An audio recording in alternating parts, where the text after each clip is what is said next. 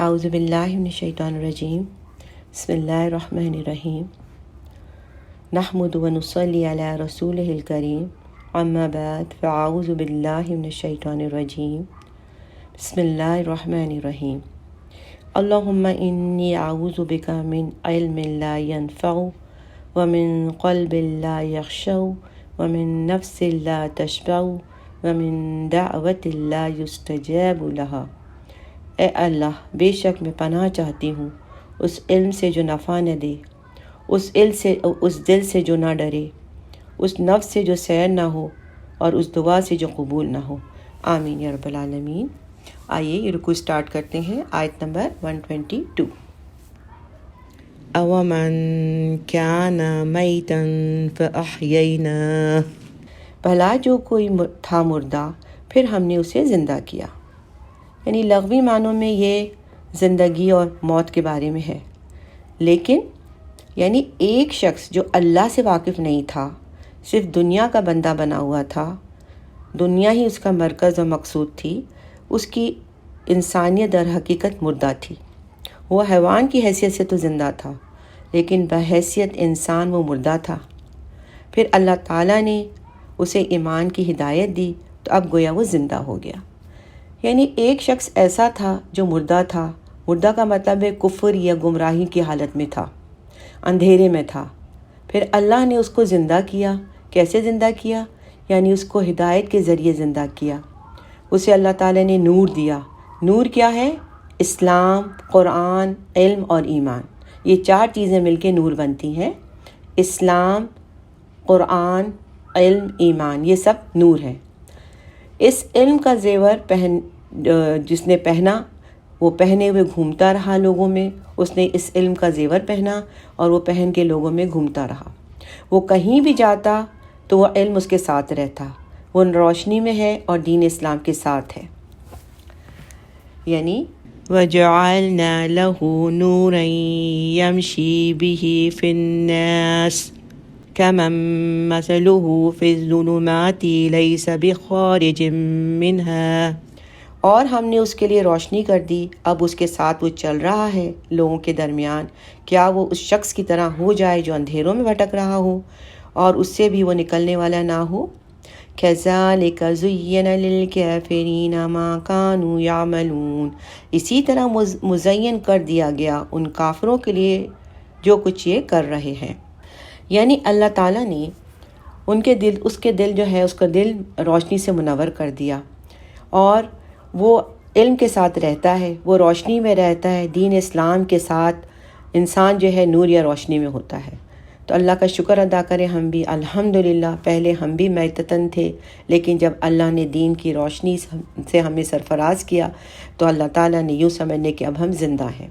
اس کی مثال ہم یوں لے لیتے ہیں کہ ایک بیج ہے، جب زمین میں ڈالا جاتا ہے تو زمین کے اندھیروں میں ہوتا ہے، اور جیسے ہی اس پر پانی ڈالا جاتا ہے وہ پھوٹ کر باہر آتا ہے۔ یعنی اس پر جو ایک خول ہوتا ہے وہ خول کو توڑ دیتا ہے۔ اسی طرح گٹھلی بھی دیکھا جائے آم کی یا کوئی اور گٹھلی، وہ بہت سخت اور مضبوط ہوتی ہے۔ جیسے اسے زمین میں ڈالا جاتا ہے اور پھر جس کو پانی ملتا ہے تو اندھیرے میں رہنا گوارا نہیں کرتا، وہ فوراً اس خول کو، اس سخت گٹھلی کو توڑ کر باہر آ جاتا ہے۔ اسی طرح ایک آدمی جب اندھیرے یعنی دین کی روشنی سے دور ہوتا ہے تو اس پر بھی مختلف قسم کے خول چڑھ جاتے ہیں، فیملی کے خول، لوگوں کے خول، ماحول کے خول، اگر اسکول میں بچہ ہے تو اسکول کے انوائرمنٹ کے خول، یعنی یہ مختلف خول جو ہے انسان پہ چڑھ جاتے ہیں۔ پھر جو ہی اس کو پانی ملتا ہے، پانی کا مطلب یعنی نور، ہدایت، اللہ کی طرف سے جو وحی کو بھی تو بارش کے قطروں سے تشبیہ دی جاتی ہے۔ تو جب یہ سب چیزیں اس کو ملتی ہیں تو وہ یہ خول ون بائی ون ایک کے بعد ایک اترتے چلے جاتے ہیں اور وہ روشنی میں آ جاتا ہے۔ اب اس میں سے خیر ہی خیر پھوٹنے لگتی ہے، یعنی وہ ایمان کی حالت میں ہے، اور جب انسان قرآن پڑھنے لگتا ہے تو اس کا ایمان اور جاگتا ہے اور روشنی اور پھوٹتی ہے، پھر اس کے اثرات اس کے عمل میں نظر آتے ہیں۔ یعنی انسان جب قرآن پڑھتا ہے تو اس کا اثر جب دل میں ہوتا ہے اور اس کے اثرات جو ہے اس کے عمل میں نظر آتے ہیں۔ تو انسان کا خول اس وقت پھٹتا ہے جو وہ اللہ کی آیات پڑھتا ہے اور اس کو سمجھتا ہے، یعنی پھر اللہ تعالیٰ اس کو ہدایت دیتا ہے، نور قرآن سے اس کے سینے کو منور کر دیتا ہے، اب وہ نور لے کر آگے بڑھتا چلا جاتا ہے، اور نور میں وہ آگے بڑھتا چلا جاتا ہے. جیسے ہمارے پاس مثال ہے حضرت عمر رضی اللہ تعالیٰ عنہ کی، جو حق کی طرف جب متوجہ ہوئے تو ان کو متوجہ ہونے میں 6 سال لگے. یعنی ان پہ جو اتنے خول چڑھے ہوئے تھے وہ خول اترنے میں ان کو 6 سال لگے. اسی طرح حضرت حمزہ رضی اللہ تعالیٰ عنہ بھی 6 سال بعد ایمان لائے، لیکن اب انہوں نے قرآن کو مشعل راہ بنایا، اور اللہ کے راستے میں ان کی سرفروشی، ان کی بہادری، ان کی جرأت کی مثالیں نہیں ملتی. دوسری طرف وہ لوگ بھی تھے جو ساری عمر اسی اندھیروں میں بھٹکتے رہے اور اسی حالت میں انہیں موت آئی. تو کیا یہ دونوں لوگ برابر ہو سکتے ہیں؟ اللہ تعالیٰ کہہ رہے ہیں یہ دونوں لوگ برابر نہیں ہو سکتے. اس لیے کہ ضروری ہے کہ قرآن کی روشنی میں ہمیشہ رہنا چاہیے، اور قرآن کی روشنی جو ہے ہمیشہ ہمارے لیے ہماری زندگی کو میں نور پیدا کرے گی، کہ روشنی پیدا کرے گی. وہ ہدایت کا سرچشمہ ہے. اصل زندگی جو ہے وہ ایمان کی زندگی ہے. اللہ تعالیٰ نے قرآن کریم میں بہت جگہوں پر بتایا ہے کہ ایمان کو زندگی سے تعبیر کیا ہے، اور روشنی سے، یعنی ایمان جو ہے زندگی اور روشنی ہے، اور کفر کو موت اور تاریکی سے تعبیر کیا ہے. یعنی ایمان جو ہے وہ زندگی اور روشنی ہے، اور کفر جو ہے وہ موت اور تاریکی ہے. آیت نمبر 123.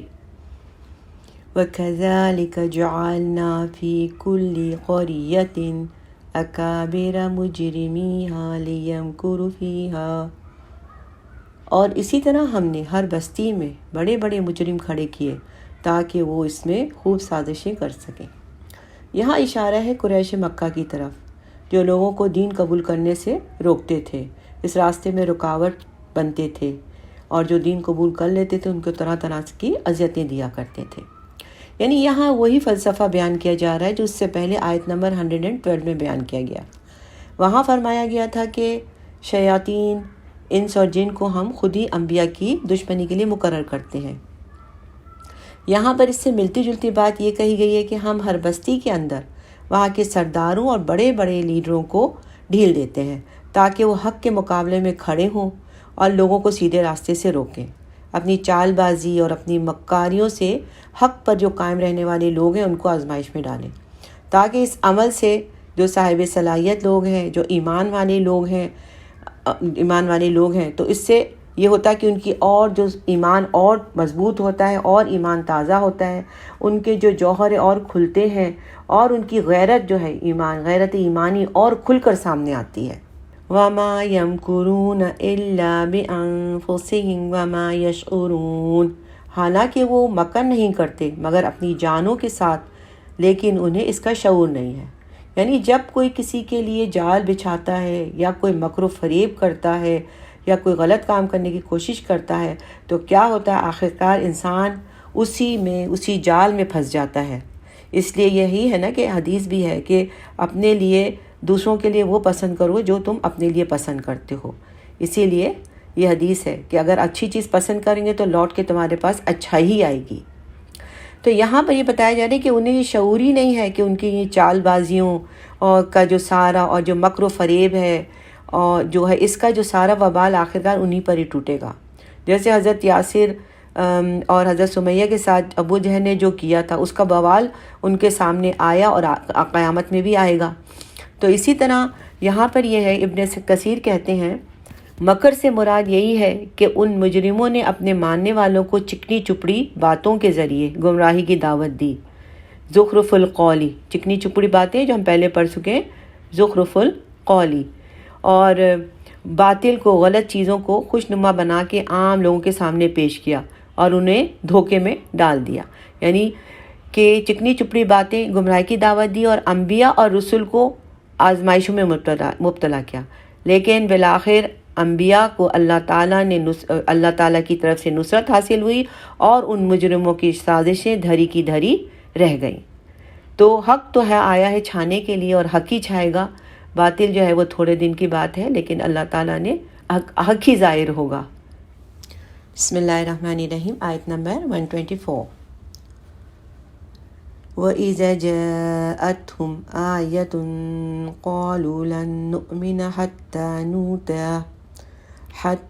نُؤْتَى مِثْلَ مَا أُوتِيَ رُسُلُ اللَّهِ اور جب ان کے پاس قرآن کی کوئی آیت آتی ہے تو کہتے ہیں کہ ہم ہرگز ایمان نہیں لائیں گے جب تک کہ ہمیں بھی وہی چیز نہ دی جائے جو اللہ کے دوسرے رسولوں کو دی گئی۔ اس کے جواب میں اللہ تعالیٰ فرما رہے ہیں اللہ عالم حیث یجعل رسالتہ، اللہ بہتر جانتا ہے کہ وہ اپنی رسالت کا کام کس سے لے اور کس طرح سے لے۔ سیصیب الذین اجرموا صغار عند اللہ وعذاب شدید بما كانوا یمکرون۔ عنقریب پہنچے گی ان مجرموں کو یعنی گناہ گاروں کو بہت ہی ذلت اللہ کے ہاں سے، سخت عذاب ان کی چال بازیوں کے سبب جو وہ کر رہے تھے، یعنی پیغمبر کے خلاف جو سازشیں کر رہے ہیں، ان کو پریشان کر رہے ہیں، تو اللہ تعالیٰ ان کو ذلت کا عذاب دے گا اور پیغمبر کا کچھ یہ بگاڑ نہیں پائیں گے۔ یہاں پر جو بتایا جا رہا ہے وہ یہ کہ ولید بن مغیرہ کے بارے میں مروی ہے کہ اس نے رسول صلی اللہ علیہ وسلم سے کہا کہ اگر نبوت سچی چیز ہوتی تو اس کا حقدار میں ہوتا، اس لیے کہ میں عمر میں بڑا اور زیادہ مالدار ہوں، اور اس کے 10 بیٹے تھے تو اسے مال اور اولاد پہ بڑا زوم تھا، یعنی وہ اپنے آپ کو بہت بڑا سمجھتا تھا۔ اور ابو جہل کے بارے میں مروی ہے کہ اس نے کہا کہ اللہ کی قسم ہم نہ اس کو مانیں گے نہ ہم اس کی اتباع کریں گے، الا یہ کہ ہم پر بھی وہی نازل ہو جیسے محمد صلی اللہ علیہ وسلم پر نازل ہوتی ہے۔ تو اللہ تعالیٰ نے ایسے لوگوں کی تردید کرتے ہوئے فرمایا کہ نور نبوت سے اللہ تعالیٰ ہر کسی کو سرفراز نہیں کرتا۔ اللہ جانتا ہے کہ اس کا اہل کون ہے اور اس امانت کی حفاظت کون کر سکتا ہے، یعنی کون اس امانت کی حفاظت کر سکتا ہے، اور پیغمبر میں جو پیغمبری کے راستے میں جو سختیاں آئیں گی، جو مصیبتیں آئیں گی، جو سب چیزیں آئیں گی، وہ سب کون، یعنی اس کا اہل کون ہے۔ مسند احمد اور صحیح مسلم میں ہے کہ رسول صلی اللہ علیہ وسلم نے فرمایا اللہ نے آپ کو پہلے اولاد ابراہیم سے چنا، پھر بنی اسرائیل سے، پھر کنانہ سے، پھر قریش سے، پھر بنی ہاشم سے چنا۔ مسند احمد کی ایک دوسری حدیث میں ہے کہ اللہ نے نبی کریم صلی اللہ علیہ وسلم کو تمام مخلوقات، تمام قبائل، تمام خاندان سے چنا اور پھر نبی بنایا، یعنی اشرف المخلوقات۔ چونکہ مکر و فریب وہی ایک قسم کی خفیہ سازش ہوتی ہے، اس لیے اللہ کے بندوں کو بذریعہ سازش اس کی بندگی سے دور کرنے والوں کو قیامت کے دن بڑے عذاب اور بڑے سخت سزا کی خبر دی گئی ہے۔ یعنی جو ایسا کام کریں گے، جو مکر فریب کریں گے، دوسروں کے لیے جال سازی کریں گے اور یہ چاہیں گے کہ یہ جو اللہ کے راستے سے دور ہو جائیں، تو ان کے لیے بڑے سخت عذاب کی وعید ہے۔ صحیح بخاری کی روایت ہے کہ قیامت کے دن ہر دھوکہ دینے والے کی پیٹھ پر ایک جھنڈا گاڑ دیا جائے گا اور کہا جائے گا کہ فلاں بن فلاں کی دھوکہ دہی کا جھنڈا ہے، یعنی اس طرح ان کو قیامت کے دن ذلیل کیا جائے گا، یہ اللہ تعالیٰ فرما رہے ہیں۔ تو اللہ تعالیٰ ہم سب کو بچائے ان سب چیزوں سے، آمین یا رب العالمین۔ بسم اللہ الرحمن الرحیم، آیت نمبر 125۔ فَمَن يُرِدِ اللَّهُ أَن يَهْدِيَهُ يَشْرَحْ صَدْرَهُ لِلْإِسْلَامِ، تو اللہ جس کسی کو ہدایت سے نوازنا چاہتا ہے اس کے سینے کو اسلام کے لیے کھول دیتا ہے، یعنی اس کو اسلام سے محبت پیدا ہو جاتی ہے۔ یہاں اللہ تعالیٰ دو لوگوں میں موازنہ بتا رہے ہیں، ایک وہ جس کو دین سے محبت ہوتی ہے اور ایک وہ جس کو دین سے کوئی شغف ہی نہیں۔ اس آیت میں اللہ تعالیٰ نے اپنے بندوں کو خبر دی ہے کہ ہدایت اور گمراہی اسی کے اختیار میں ہے۔ اب یہاں شرح صدر، یعنی شرح صدر کیا؟ اسلام کے لیے ہدایت اور نور ہونا، ہدایت کو انسان کے سینے کو اسلام کے لیے کھول دینا، یعنی شرح صدر جو ہے اللہ کی وہ نعمت اور خاص عنایت ہے جس کا ذکر اللہ تعالیٰ نے سورہ انشرح کی پہلی آیت میں حضور صلی اللہ علیہ وسلم کے لیے ایک بہت بڑے احسان کے طور پہ کیا ہے، الم نشرح لک صدرک۔ لہٰذا ہر مسلمان کو اس شرح صدر کے لیے دعا کرنی چاہیے، یعنی جو شرح صدر کیا ہے؟ اسلام کی محبت، جو دل میں اللہ تعالیٰ اسلام کی محبت دل میں جو پیدا کرے، اس کے لیے دعا کرنی چاہیے۔ کیا دعا کرنی چاہیے؟ اللہم ربنا نور قلوبنا بالایمان واشرح صدورنا للاسلام۔ اے اللہ ہمارے رب، تو ہمارے دلوں کو نور ایمان سے منور کر دے اور ہمارے سینوں کو اسلام کے لیے کھول دے۔ یعنی اللہ تعالیٰ سے ایسی بصیرت مانگنی چاہیے جس کی وجہ سے اسلام کی ہر چیز ہمیں ٹھیک ٹھیک نظر آئے۔ اور جب ایک بندہ مومن میں ایسی بصیرت پیدا ہو جاتی ہے تو ہر قدم اور ہر موڑ پر اس کے اپنے اندر سے ایک آواز سنائی دیتی ہے نا، جس سے میں کہتی کہ اندر، اکثر میں آپ کو بولتی ہوں کہ اندر ایک ہماری آنکھ کھل جاتی ہے، ایک آنکھ کھل جاتی ہے اور وہ آنکھ ہمیں بتاتی کیا صحیح ہے کہ کیا غلط ہے۔ یعنی ہم دل میں جو ایک آنکھ ہوتی ہے، دل کی آنکھ کھل جاتی ہے، ایک تو ظاہری آنکھ ہے، اس کے بجائے ایک دل کی آنکھ کھل جاتی ہے۔ اسی طرح یہ بصیرت پیدا ہو جاتی ہے اور ایک آواز آتی ہے، اس کے اندر سے آواز سنائی دیتی ہے جو اس کے ہر عمل کی تائید کرتی ہے کہ یہ عمل صحیح ہے، یہ عمل غلط ہے۔ تو یہ انسان کی ایسی اندرونی کیفیت ہے جس میں اس کی جو فطرت سلیمہ ہے اور نیکی کے جذبے، یعنی جو اس کی فطرت ہے اور جو نیکی کے جذبے، اس میں آپس میں ایک خوشگوار مطابقت پیدا ہو جاتی ہے۔ پھر اسے دین کے کسی بھی حکم یا کسی کو سمجھنے میں اور اس پر عمل کرنے میں کوئی اجنبیت محسوس نہیں ہوتی۔ آگے ہے وَمَن يُرِدْ أَن يُضِلَّهُ يَجْعَلْ صَدْرَهُ ضَيِّقًا حَرَجًا كَأَنَّمَا يَصَّعَّدُ فِي السَّمَاءِ، اور جس کو گمراہ کرنا چاہتا ہے اس کے سینے کو بالکل تنگ کر دیتا ہے، گھٹا ہوا، وہ ایسے محسوس کرتا ہے گویا اسے آسمان پہ چڑھنا پڑ رہا ہو۔ یعنی جیسے اونچائی پہ چڑھتے ہوئے انسان کی سانس پھول جاتی ہے اور اسے محسوس ہوتا ہے کہ اس کا دل شاید دھڑک تیزی سے دھڑک رہا ہے اور دھڑک کے باہر ہی نہ نکل آئے، تو ایسے ہی اگر اللہ کی طرف سے انسان کو ہدایت کی توفیق عطا نہ ہو تو اس کے لیے راہ حق پر چلنا دنیا کا مشکل ترین کام ہوگا۔ یعنی ذرا سی کہیں آزمائش آ جائے تو گویا اس کے لیے قیامت ٹوٹ پڑتی ہے اور ایک ایک قدم اٹھانا اس کے لیے بہت مشکل ہو جاتا ہے۔ دوسری طرف وہ شخص جس کو اللہ نے شرح صدر کی نعمت سے نوازا ہے تو اس کے لیے نہ صرف حق کو قبول کرنا آسان ہوتا ہے بلکہ اس راہ کی ہر تکلیف اور ہر مشکل کو وہ شوق اور خندہ پیشانی سے برداشت کر لیتا ہے۔ یعنی اس کے لیے اللہ کے راہ میں جو بھی مشکل اور تکالیف آئیں اس کے لیے وہ ہمیشہ تیار رہتا ہے اور اس میں اس کو کوئی تکلیف نہیں ہوتی ہے اور وہ خوشی خوشی برداشت کرتا ہے۔ كَذَلِكَ يَجْعَلُ اللَّهُ الرِّجْسَ عَلَى الَّذِينَ لَا يُؤْمِنُونَ، مسلط کر دیتا ہے ان لوگوں پر جو ایمان نہیں لاتے، یعنی ان پر شیطان مسلط کر دیتا ہے جو لوگ ایمان نہیں لاتے اور وہ اسی میں خوش رہتے ہیں۔ ابن عباس رضی اللہ تعالیٰ عنہ کہتے ہیں کہ یہاں رجس سے مراد شیطان ہے، یعنی جس طرح اللہ تعالیٰ کافر کا دل تنگ بنا دیتا ہے اور اس میں نور ایمان داخل نہیں ہو پاتا، اسی طرح اللہ تعالیٰ اس پر شیطان کو بھی مسلط کر دیتا ہے جو اسے ہمیشہ گمراہ کرتا رہتا ہے اور رائے حق سے روکتا رکھتا ہے۔ تو اللہم لا تجعلنا منہم، دعا کرتے ہیں ایاک نعبد و ایاک نستعین اہدنا الصراط المستقیم، آمین یا رب العالمین۔ وَهَذَا صِرَاطُ رَبِّكَ مُسْتَقِيمًا قَدْ فَصَّلْنَا الْآيَاتِ لِقَوْمٍ يَذَّكَّرُونَ، اور یہ ہے تیرے رب کا سیدھا راستہ، ہم نے اپنی آیات خوب تفصیل سے بیان کر دی ہیں ان لوگوں کے لیے جو نصیحت حاصل کرنا چاہیں۔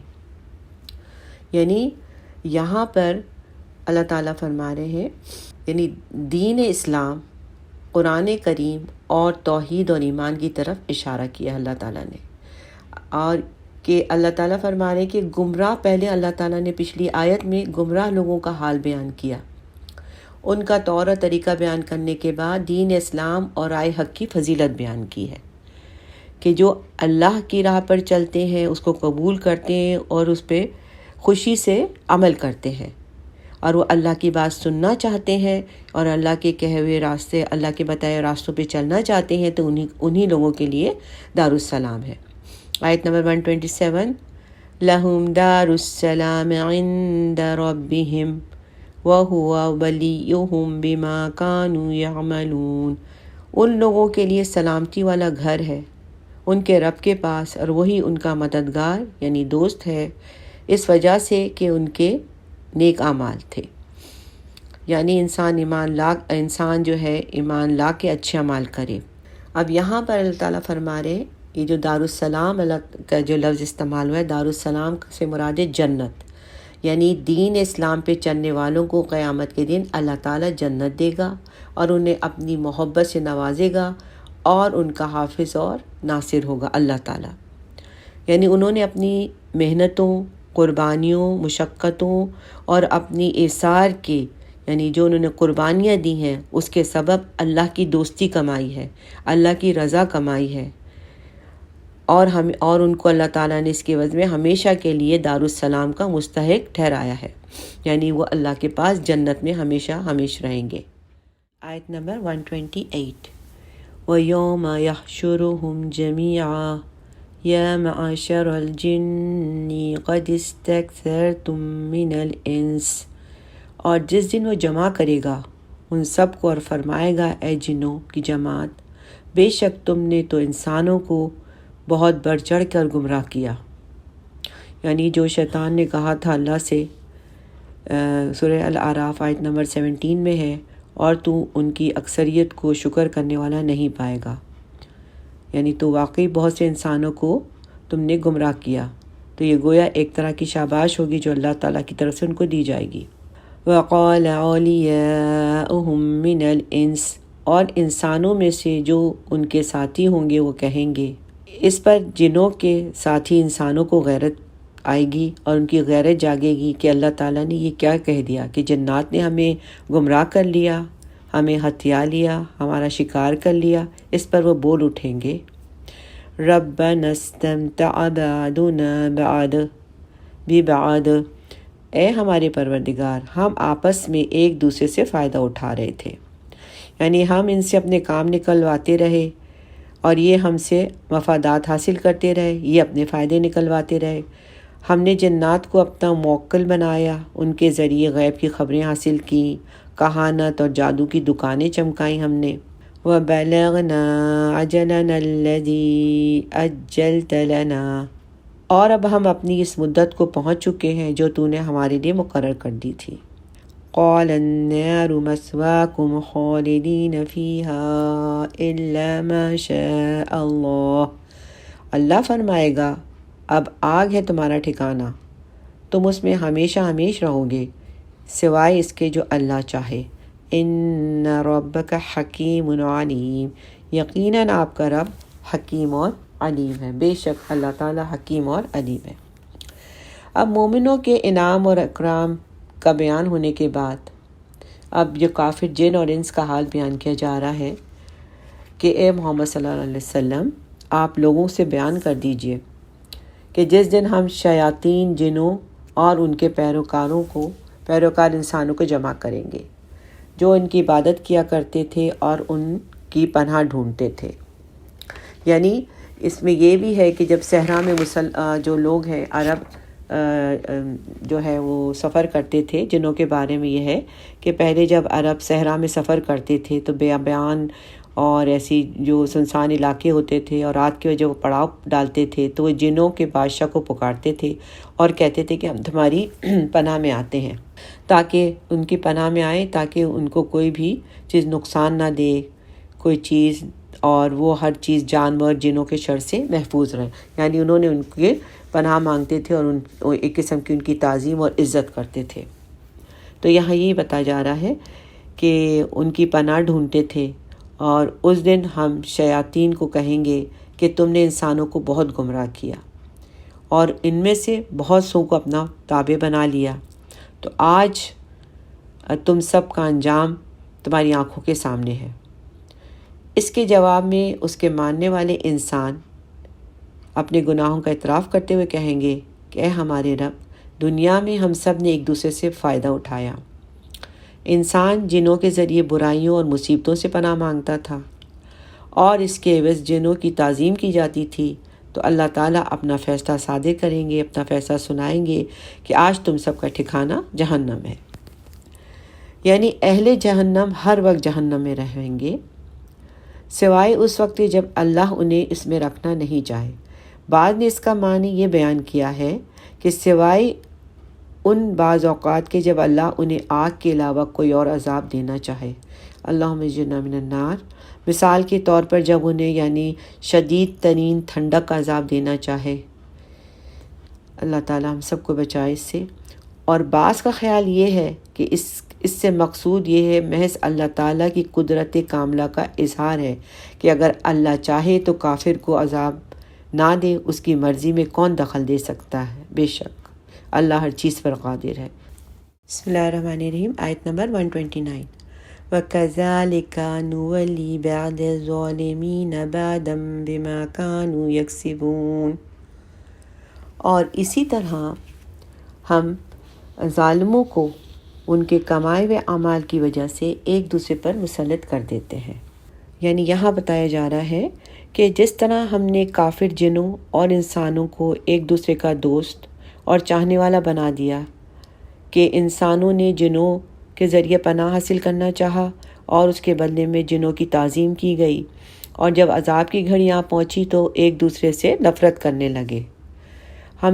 ہم ظالموں کے ساتھ ہمیشہ ان کے کفر کی وجہ سے ایسے ہی برتاؤ کرتے ہیں کہ پہلے تو انہیں کفر اور طغیان میں ایک دوسرے کا دوست بنا دیتے ہیں۔ کفر اور طغیان کا مطلب ہے کہ سرکشی میں، کفر اور سرکشی میں ایک دوسرے کا دوست بنا دیتے ہیں، اور جب اللہ کا عذاب انہیں آ دبوچتا ہے تو وہ ایک دوسرے سے اظہار برات، یعنی ایک دوسرے کو پہچانتے نہیں، ایک دوسرے سے دور بھاگنے لگتے ہیں۔ اور ایک دوسرا معنی یہ بھی بیان کیا گیا ہے کہ ہم ظالم جنوں کو ظالم انسانوں پر مسلط کر دیتے ہیں۔